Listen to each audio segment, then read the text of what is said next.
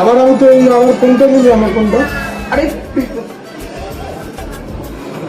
আবারটা মানে কত বলছিস বলতো তুই?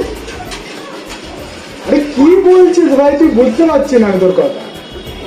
প্রাইস 150 টাকা নিয়েছে। হ্যাঁ হ্যাঁ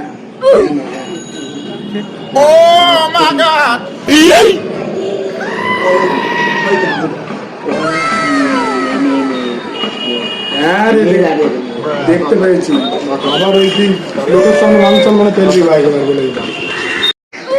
উল্টো পাল্টা কিছু বলবি না বলে দিলাম আমি তোর লাগে। আরে সৌদি তোরা এখানে? আমরা তো এখানে হাঁটছিলাম, ওই তোকে দেখতে পেলো তারপরে এলাম আর কি। হ্যাঁ বলুন।